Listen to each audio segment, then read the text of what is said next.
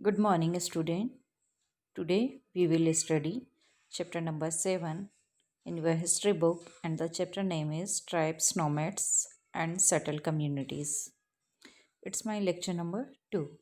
इससे जो मेरा प्रीवियस लेक्चर था उसमें हमने ट्राइबल्स सोसाइटी के बारे में स्टडी किया था थोड़ा सा कि ट्राइबल्स क्या होते हैं, who were the tribals people, कैसे रहते हैं और कहाँ कहाँ पर ये सेटल डाउन हुए हैं।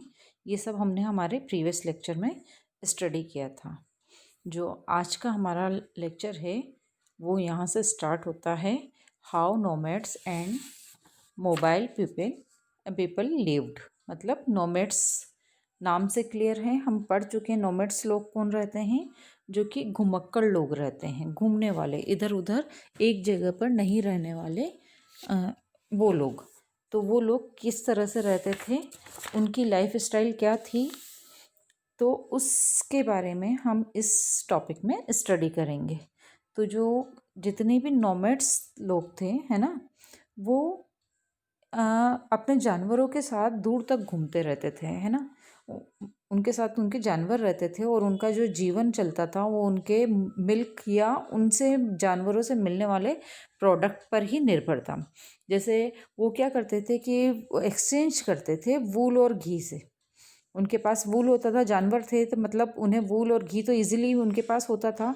तो जितने भी एग्रीकल्चर वाले थे, जो भी खेती वगैरह होती थी, तो उन्हें अगर ग्रेन चाहिए, क्लोथ चाहिए, यूटेंसिल चाहिए, तो वो क्या कर लेते थे कि इन चीज़ों को ले लेते थे और उनके बदले में उन्हें वूल और घी प्रोवाइड करवा देते थे। तो इस तरह से वो एक्सचेंज के बेस पर काम करते थे। मीन्स ग्रेन्स उन्होंने ले ली और उनके पास जो सामान है वो उन्होंने दे दिया। इस तरह से वो काम करते थे। तो कुछ नोमैड्स से जो कि क्या करते थे, सामान का भी लाना ले जाना करते थे एक जगह से दूसरे जगह। तो और एक वो सामान की जितनी भी ट्रांसपोर्ट होते हैं उस रूप में भी होता था और सामान भी इधर से उधर लाए जाते थे। तो जब अब देखते हैं जो बंजारा थे, है ना, एक इम्पोर्टेंट ट्रेडर्स नोमैड्स थे बंजारा के नाम से ये, और उनका कारवां को कहता था टांडा। उनके कारवां का नाम था टांडा। तो अलाउद्दीन खिलजी जो हैं वो मेनली जितने भी सिटी में जितने भी मार्केट हैं वहाँ पर अगर ग्रेन्स का लाना होता है तो इन्हें ही बंजारों का ही वो यूज़ करते थे। इसके अलावा जो जहांगीर का भी अगर हम देखें तो उसकी भी मेमोरीज़ में बंजारों का नाम है कि उनके बेलों के द्वारा बहुत सारे सामान एरिया, मतलब बहुत सारे एरिया में सामान पहुंचाया जाता था, सिटी में सामान पहुंचाया जाता था। और मेनली जब मिलिट्री कहीं पर होती थी, मतलब जब ये युद्ध वगैरह लड़ते थे तो एक जगह से दूसरी जगह इनकी सेनाएं जाती थी, तो उन सेना के लिए जितना भी ग्रेन्स होता था वो इनके थ्रू ही लाया ले जाया जाता था। और इस टाइम पर अगर हम देखें तो एक लार्ज आर्मी के लिए इनके पास 1 लाख बेलों के आसपास इतने बेल होते थे जिनसे ये इन आर्मी को, मिलिट्री को ग्रेन्स और सामान जो भी उन्हें चाहिए होता था उनकी सप्लाई करते थे। तो काफ़ी एक लार्ज अमाउंट में इनके पास बेल रहते थे।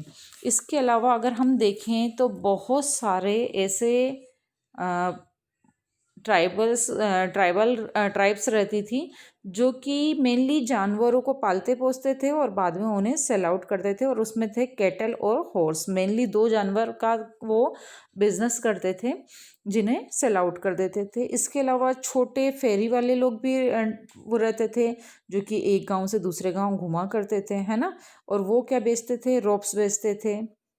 और मतलब जो घास फूस की चटाई आती थी, जो सामान को भरने के लिए बोरे वगैरह जो रहते हैं, तो ये सब चीज़ें ये एक्सचेंज करते थे, मतलब एक जगह से दूसरी जगह सेल आउट करते थे, छोटे मोटे व्यापारी रहते थे।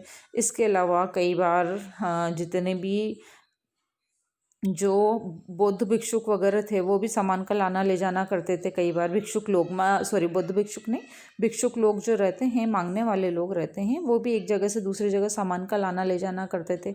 इसके अलावा जितने भी एंटरटेनर रहते हैं वो भी एक जगह से दूसरी जगह में अपनी मतलब अपने आर्ट को परफॉर्म करने के लिए जाते रहते थे और इस तरह का काम कर एंटरटेनमेंट में मतलब जैसे कोई नाचने वाला है, गायक लोग रहते हैं, तमाशा करने वाले लोग रहते हैं, तो इनकी भी अलग जातियाँ थी जो कि एक जगह से दूसरे जगह हर टाउन में घूमती रहती थी और अपना बिजनेस करते थे, अपनी जीविका चलाते थे। तो इस तरह का इनका काम था। देन हम स्टडी करते हैं हमारा next topic, changing society. Society में इसमें हम देखेंगे कि समाज में कैसे चेंज आ रहे थे, न्यू कास्ट कैसे हुई, मतलब किस तरह से न्यू कास्ट भी इमर्ज हो रही थी। अभी तक हमने देखा था कि जितनी भी हमारी इकोनॉमी की नीड और सोसाइटी की नीड बढ़ती जा रही थी और उसके साथ साथ क्या हो रहा था, नए स्किल वाले लोग आ रहे थे और उनकी रिक्वायरमेंट भी थी, है ना। और जब ये रिक्वायरमेंट थी तो जो वर्ण वाली जो कास्ट थी उसकी जगह छोटे छोटे कास्ट वाली जातियां उभर कर आने लगी थी। पहले ओनली 4 वर्ण में डिवाइड किया था, लेकिन अब कुछ छोटी छोटी कास्ट उभर कर आ रही थी। कैसे आ रही थी, जैसे ब्राह्मणों के बीच में एक ब्राह्मण की नई कास्ट आ गई। इसके अलावा भी कुछ कास्ट उभर कर आ रही थी और उनमें मेनली क्या था कि जैसे आर्टिशियन है, स्मिथ है, कारपेंटर है।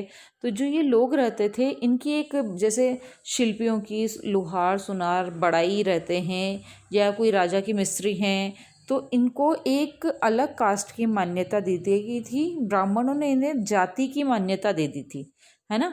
तो ये वर्ण की जगह किस में चेंज हो गए थे, जाति में हो गए थे। और इस तरह से हम इस पैराग्राफ में देख रहे हैं कि किस तरह से एक नई छोटी छोटी जातियां बन रही थी उस टाइम पीरियड में, कि जिसको आज हम जानते हैं, कई नाम से जानते हैं।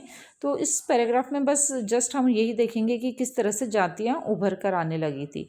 अगर हम अभी तो हमने ब्राह्मण की सबकी एक साथ में बात की, अगर हम देखें कि क्षत्रिय, है ना, तो क्षत्रिय की बात करें तो 12th और 11th सेंचुरी में क्या हो रहा था, क्षत्रिय के बीच में नई राजपूत की छोटी छोटी सी जो हमारे गोत्र रहते हैं वो उभर के आने लगे थे।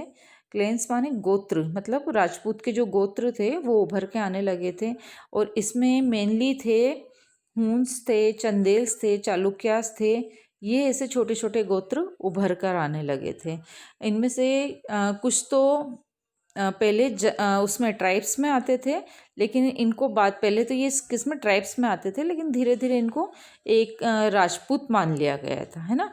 और धीरे धीरे वहाँ के पुराने शासकों, जितने भी वहाँ के पुराने रूलर थे, उनकी जगह ले ली थी। विशेषतः मतलब उन्होंने धीरे धीरे अपने रूलर की जगह ले ली थी और एग्रीकल्चर वगैरह वो सब काम करने लगे थे। तो यहाँ धीरे धीरे काफ़ी सारे ग्रेजुअली चेंजेस आ रहे थे। मीन्स वो ट्राइब्स कहाँ सेटल हो रहे थे, सेटल डाउन होने लगे थे।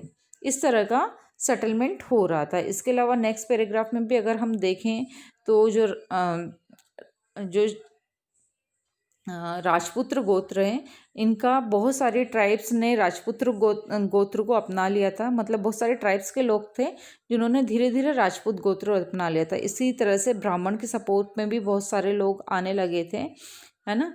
तो मेनली क्या हो रहा था कि अब जो ये ट्राइब्स थी, जितनी भी हमारी ट्राइब्स है, सोसाइटी वाले लोग हैं, हमारे कास्ट वाले लोगों से टच में आ रहे थे और उनके धर्म को अपनाने लगे थे। वो एक जगह सेटल डाउन होने लगे थे। धर्म को कैसे अपनाने लगे कि कुछ लोग ब्राह्मण में मिल गए, कुछ लोग राजपूत बन गए थे। और जैसे अगर हम पंजाब, सिंध, नॉर्थ वेस्ट अगर यहाँ की बात करें तो यहाँ के जितने ट्राइब्स वाले लोग थे उन्होंने एक इस्लाम धर्म को अपना लिया था।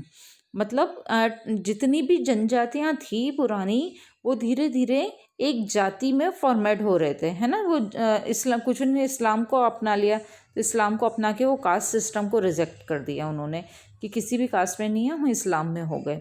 तो इस तरह से हम इस पूरे पैराग्राफ को अगर हम देखें तो इसमें अगर समझने की कोशिश करें तो जो ये जनजाति वाले लोग थे, अब ये कहाँ किन से इन्फेसाइज हो रहे थे, कास्ट वाले से लोग हो रहे थे और उनकी कास्ट में धीरे धीरे मिक्स होने की कोशिश कर रहे थे और एक जाति धीरे धीरे जो हमारी वर्ण व्यवस्था है वो जाति व्यवस्था की ओर आने लगी थी। तो ये सारा हमने अभी इस टॉपिक में पढ़ा है।